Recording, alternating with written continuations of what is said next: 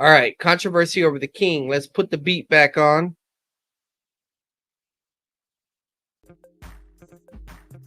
Now, Furtenbaum don't have the same view as me, and that's fine. So, going on. Now we come to the third major division of his life, which is the controversy over the king, that comprises paragraph 57 and 71 in capital, which involves. Let me go to my PowerPoint. I got things mixed up. So here's the book we're studying. You can go to tacomagrace.org and get as it applies to the sermons, also on YouTube. You can go to deanbible.org, go to extension classes underneath Bible studies and find it there. Here's the ones we've already gone through. This is where we're at right now, controversy of the king. This is the harmony section, and now we're in point number 3, controversy of the king. And so here's the main structure that we kind of gone through. Introductory material, introduction of the king, authentication of the king, and the controversies over the king. The introduction of the king dealt with the arrival, the herald of the king, John the Baptist, the approval of the king, and then authentication of the king, acceptance of his person, the authority of the king. And now we're in controversy of the king, the rejection of the herald, John, and curses on the city of Galilee. Okay? So the rejection of the herald, evaluation of the herald by Yeshua. So he's basically saying John was not wishy-washy. John was not accustomed to luxurious living. John was a prophet. John was the forerunner of the Messiah. John is the greatest of Old Testament style saints. Okay? And the controversy of the king, point B, curses on cities of Galilee, the condemnation for unbelief, the explanation of unbelief, the invitation to belief and discipleship that we could talk about. All right.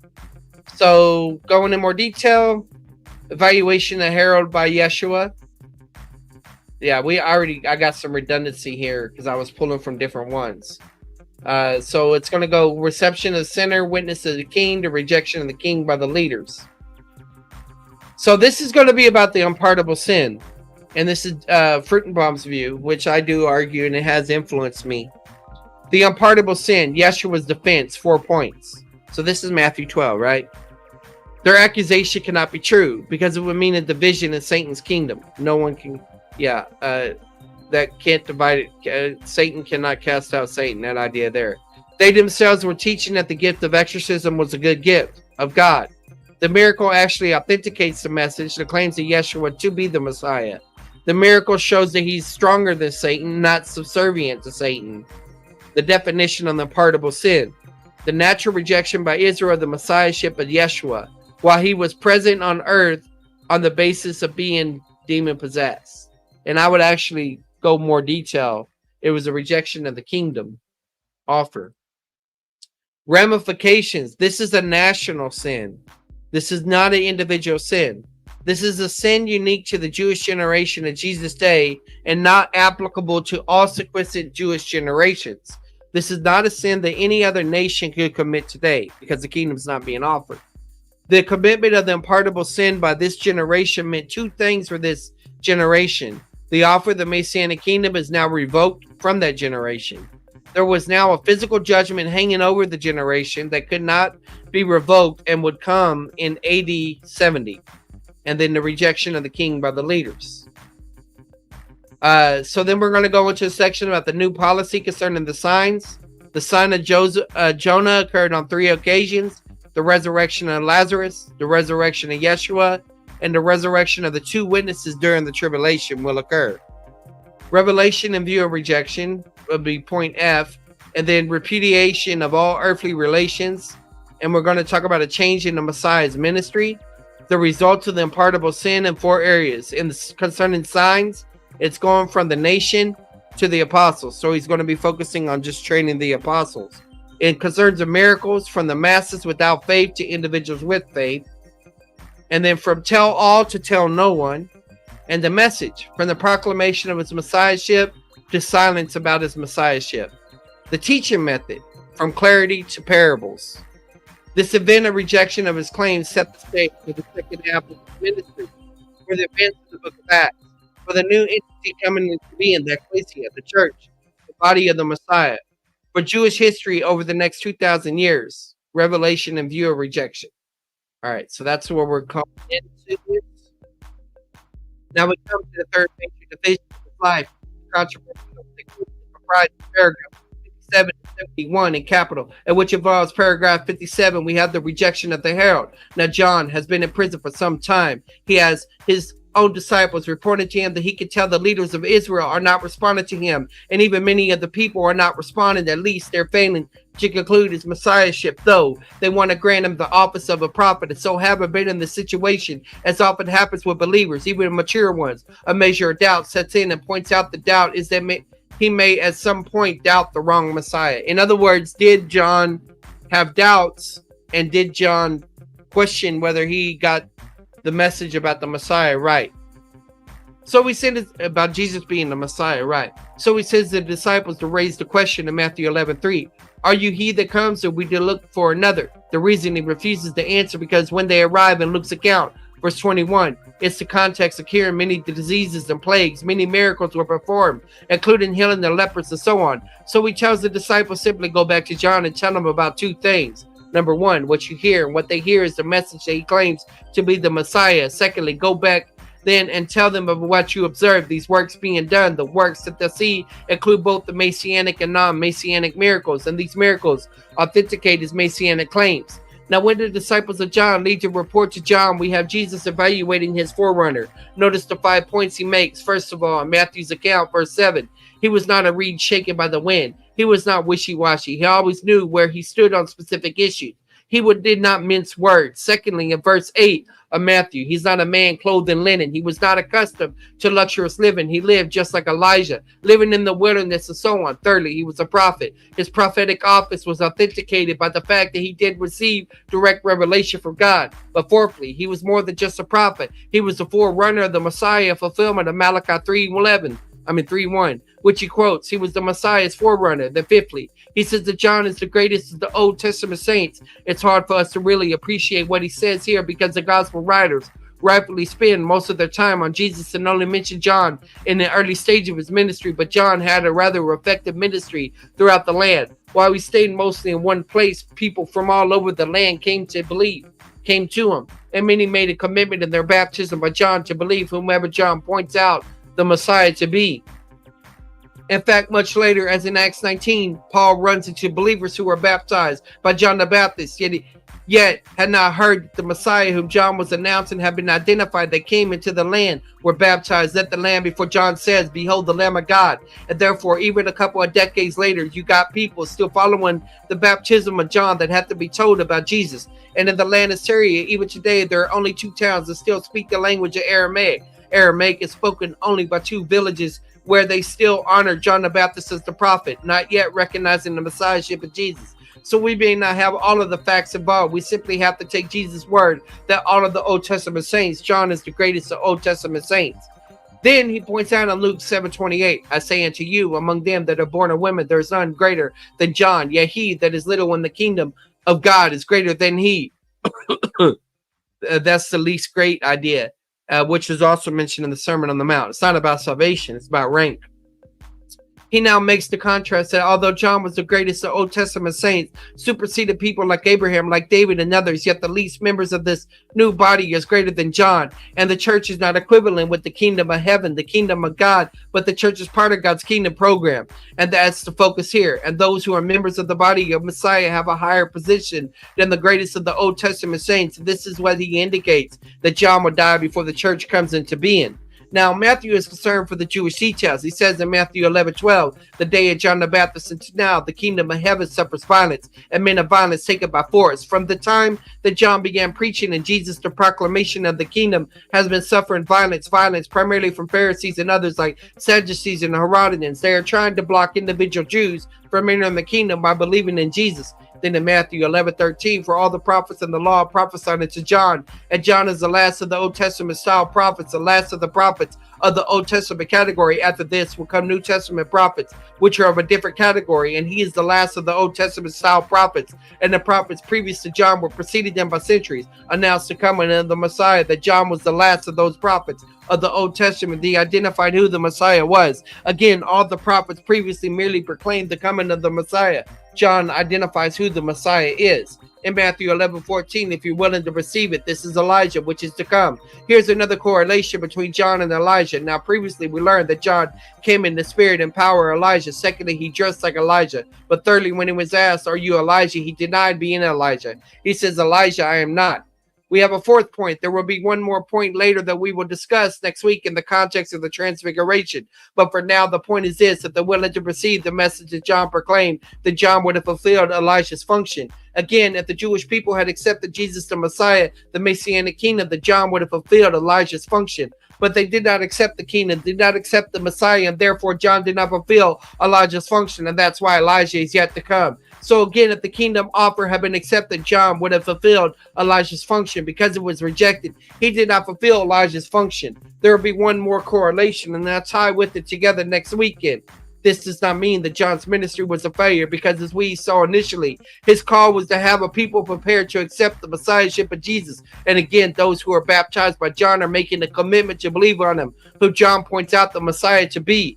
Now look at Luke's account in Luke 7:29. And all the people that heard in the public is justified God being baptized with the baptism of John. And notice, though, that those who were baptized by John had no trouble identifying Jesus to be the Messiah. When they come in contact with him, they usually accept him. And indeed, John did have a body of people ready to accept the Messiah once he became public.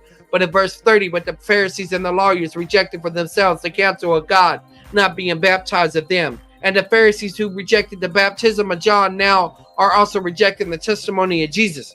Now Matthew 11:16, but whereunto shall I liken this generation? He makes a comparative statement, and he makes a difference between the given reason and the real reason why John was rejected. The real reason in Matthew 11:16-17 is he would not play to their tune. He would not uphold Pharisaism.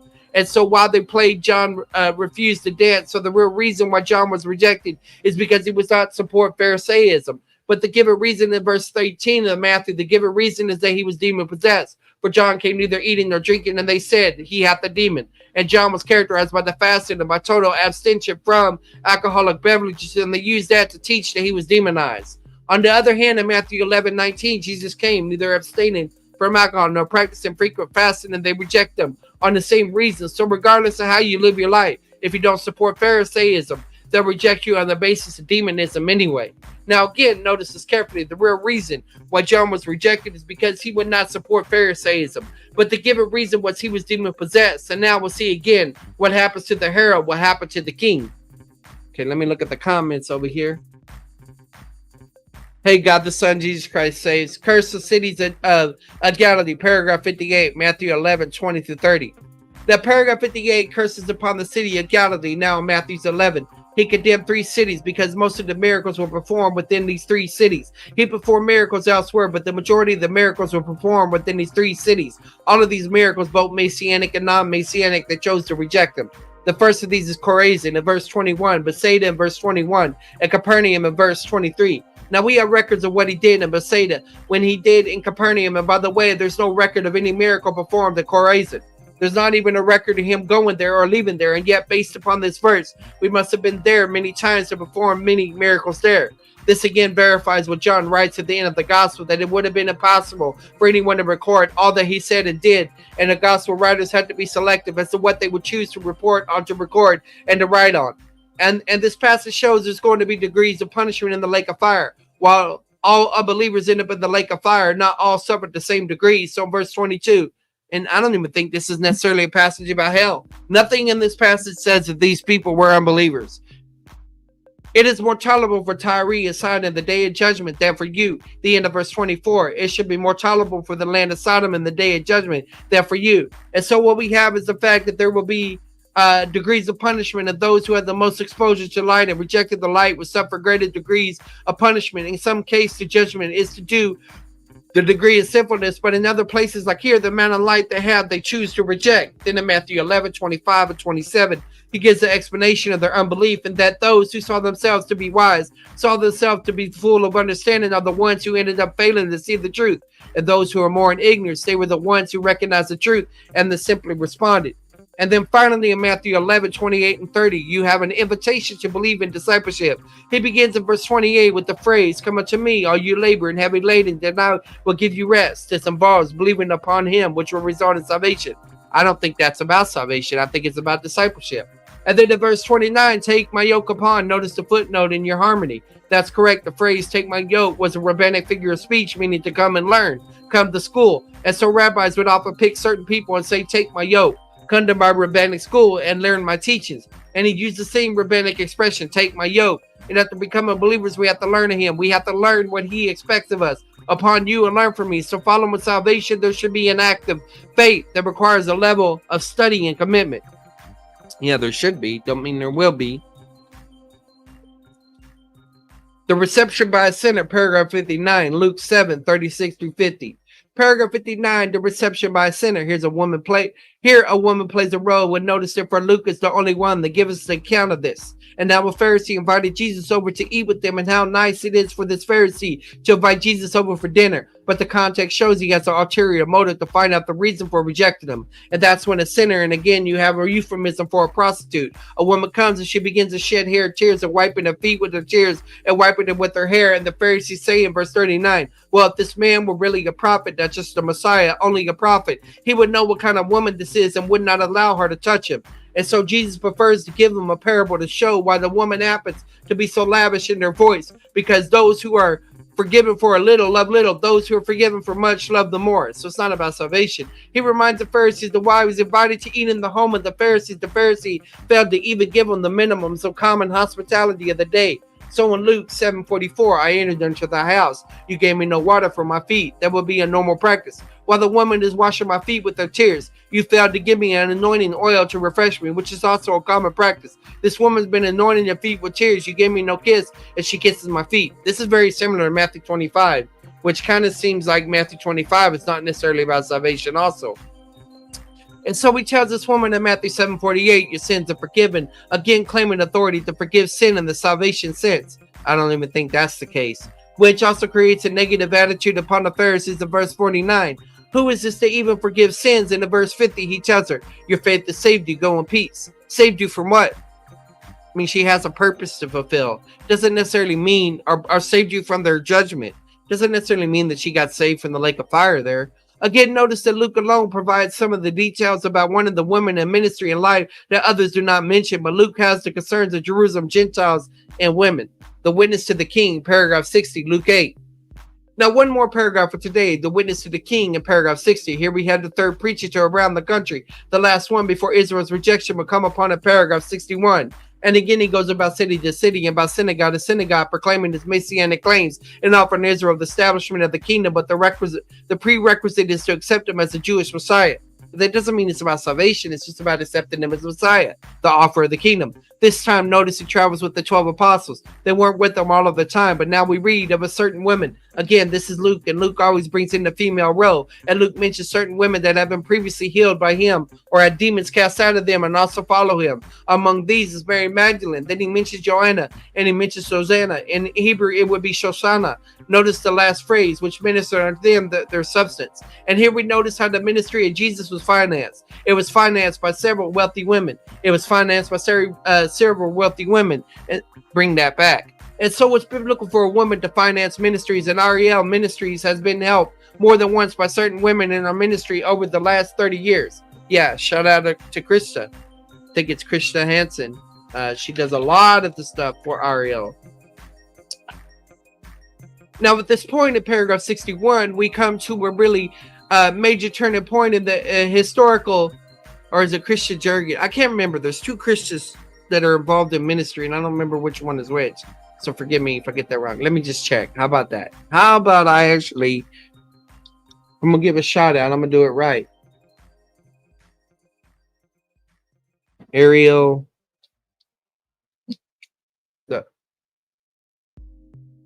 All right. My professor is now the successor of Fruitenbaum. I think he's already taken that. So store about Fruitenbaum, Dr. Sigler. This is my professor right now. You could go find out everything about him there. Let's see here. Board of directors. Let's see if she's actually a director. Fruitenbaum, Richard Storm. doctrinal statement, events, home, resources, come and see, donate, finding the Messiah. Let's just go to a magazine, the Ariel magazine, which are free, guys. These are free. Y'all should check these out. All right. Check that out. That's pretty cool. So I'm going to look for her name. There she is. This is, oh gosh. Let me show y'all her name. She's the editor. I think it's Christiane Jurek, but I need to show her exact. Yeah, right here. Christiane Jurek, editor-in-chief. So that's one of the ladies he's giving a shout out to. Anyway. Krista Hansen. I can't remember what ministry she's involved with. She might be involved with them as well. But all right. So let's get back to where we're at. Now, at this point in paragraph 64, we come into a really major turning point in the public ministry. I'm not going to deal with it today. I'm going to pick it up next week because there's so much detail here. A bunch of days to transpire in the middle of the paragraph, and so we're going to hold off. Those of you who have the harmony, I recommend you read from paragraph 61 to paragraph 127. That will be my goal for next weekend. Man, when you come to a passage where there are parallel columns, for example, don't just take one to read and pick the shortest one at that. If there are 2 columns, read both columns. If there are 3, read 3. If there are 4, read 4. Because as I've been trying to show you using the harmony, there are things a certain gospel has to state about an event, others leave out, and so on. To give a complete picture, we would need to look at all of the accounts together. So I encourage you to read ahead and be better prepared. I'll take questions. So he's getting to the question section. Anybody have the question about the material from either Thursday, Friday, or Saturday? So this person that's taking the transcript can't hear the question. To have a right evaluation of ourselves, being conscious that we don't have the righteousness of ourselves, that we have the righteousness of God in us. Question, something about the oral tradition is that correct? In the year AD 2020, they wrote it out, but it was oral until then. So he's talking about oral tradition. My next question is, did they ever canonize any of the oral tradition? It is canonized. That's what the Mishnah and Gemara, those are both canonized texts that make up the Talmud. So I'll show you this screen as well. I've done it before, but let me show y'all this. Wait, did I skip it? No, here it is. Okay, so you have the Torah law. It's not really 613, but you got the Torah, right? And so what the Pharisees and them tried to do is they tried to build a fence around it so that the law was never broken. And so first you have the Sopharim, the Sophers, 450 BC to 30 BC. That's the blue. They made rulings on the interpretation of the law, the oral tradition, right? To deal with that. Then became the Tanaim, or Tana, right? Which is 30 BC to 220 AD. And they filled in the gap. And then you have the Amoraim, or the Amora. And they filled in the gap as well. So you see that. I'm going to go ahead and blow this up so you can see it a little bit better. Frutenbaum didn't make this slide. Somebody else made it for them, but I'm glad that he did it. Let me, let's see, animation, slideshow for current slides. So you can see it all big.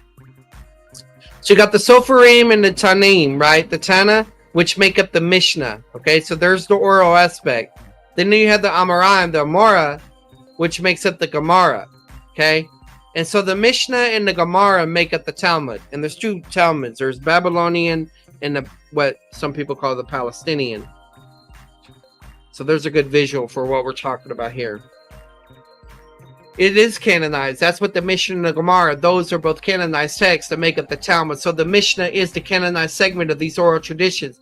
And another work called the Teshavot, Tosefet, which all the traditions of the period, which were not incorporated in the Mishnah. So those are traditions that were not in there. So let me see if I could find these real quick. We'll look up these both. History of the response in Judaism. Okay, so we got two things going on here. We got two ideas. Let's see what our AI is bringing up for these. Okay, so you got the Teshavot and the Tosefta right here. Okay, and there are sites that we could go to, but we're just going to go basic right now. Wikipedia.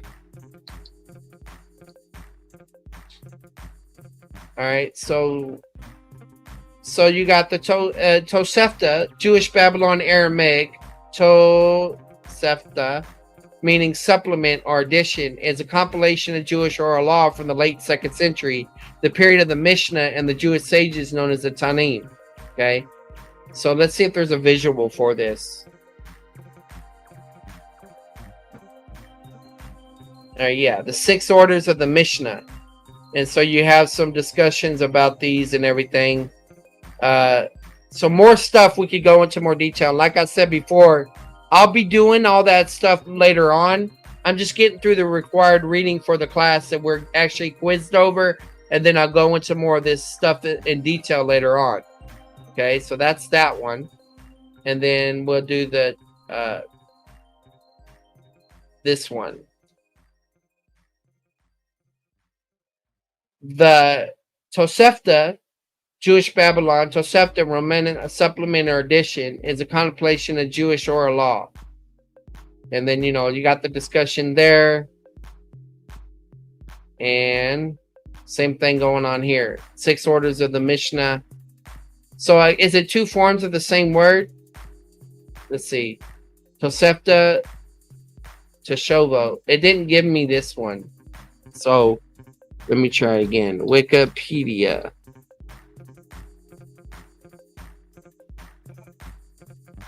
The response. I think, yeah. Response to Latin answer in Roman Empire, Catholic Church, Judaism.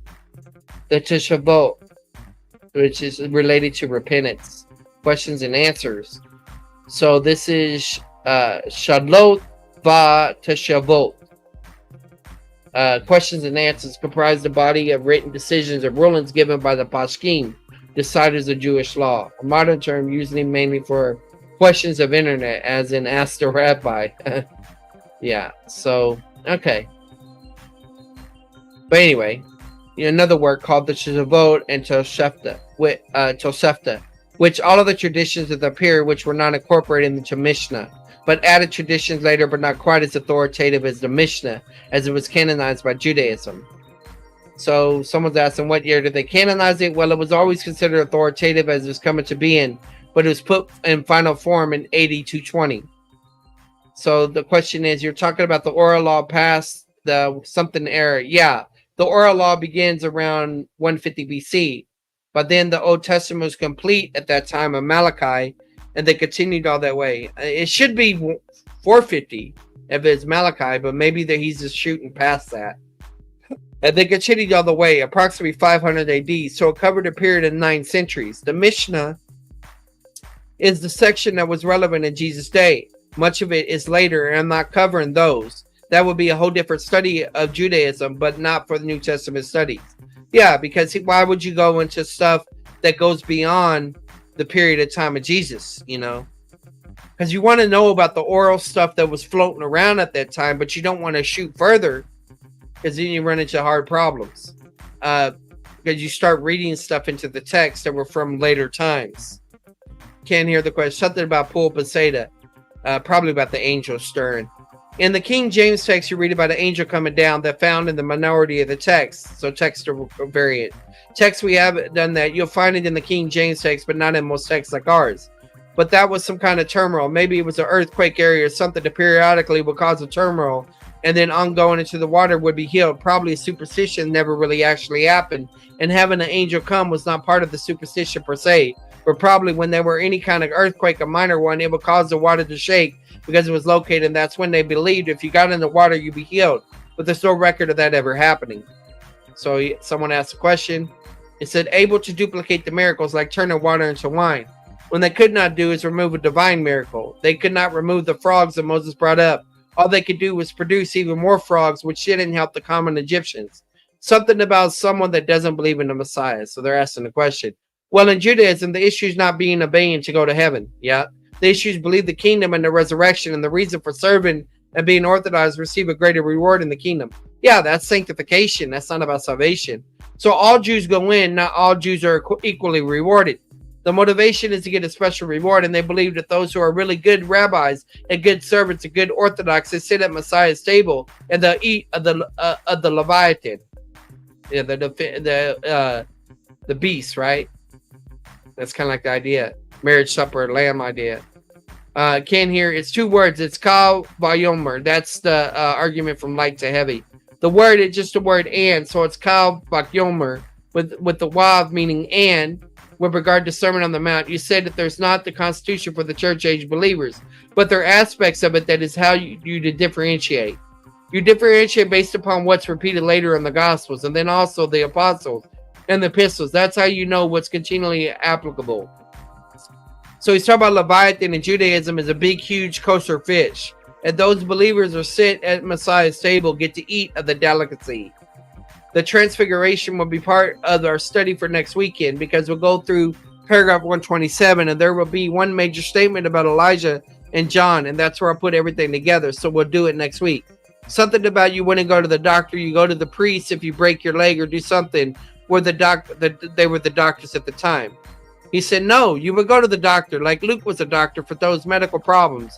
But demonism, when you was something that's religious, leprosy was not curable. And the purpose for going to a priest for leprosy was not for the sake of a cure, but to see if you really have leprosy. And if you do, then you'd be ostracized from the community.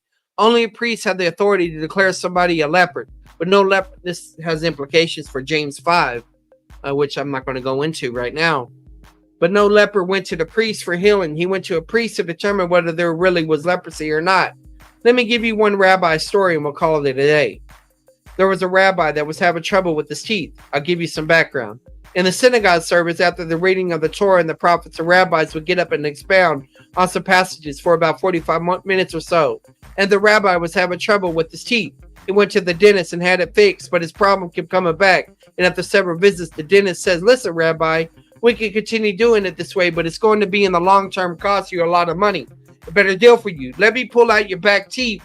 Let me fix you a good set of dentures. It's a big expensive on the front, but in the long end, it'll save you some money. The rabbi agreed and had the procedure done. Now, the first Sabbath after the procedure, he got up to give his exposition, and he spoke 45 minutes and he suddenly quit. The second Sabbath, he got up and spoke for 10 minutes and suddenly quit. The third Sabbath, he got up and he spoke for about 3 hours straight. He didn't even stop to breathe. He just kept on talking. So afterward, the elders pulled him aside and said, Rabbi, we got to talk to you because we don't understand what's been happening to you. The last two Sabbaths, you were way, way too short. But this man and boy, you were way, way, way too long. He said, let me explain what happened. He said, 2 weeks after my procedure, after about 5 minutes, my gums began to hurt. I just had to quit. Last week, I was still getting used to my dentures. They weren't quite fitting right. And about 10 minutes in my spiel, they began getting loose and I had to quit. Now, what happened this morning, as I got up, I was not paying close attention. And by accident, I put in my wife's dentures and I couldn't stop talking. Oh, man. He's wrong for that one. That's a woman joke. All right. So, NIP Exposed, it says, if a non-Jew studies the Talmud, he is subject to the death penalty. Moses, Ramdan, Maimonides, and Mishnah Torah, Yadad, Hadzak, let's see, Hakzaka 10:9. Yeah. Well, I'm studying it, but I'm studying it differently. So, you know, if somebody wants to wish death on me, Mini Man, sorry, there's referencing 50 Cent there. But, yeah, so, all right, guys, I'll go ahead and load this up, clip that part about that challenge, upload that in the video section, and y'all spread that around. This dude is coming for everybody's ahead. Corey's, SFT's, and mine. But I'm the first to respond. So let's find out what's going on. All right, guys. Y'all check out more content, old stuff, new stuff. I'll probably do some more work tomorrow. I got to take care of some legal stuff and do some errands and stuff for my wife. But then I'll get into some of that. So see y'all later. God bless.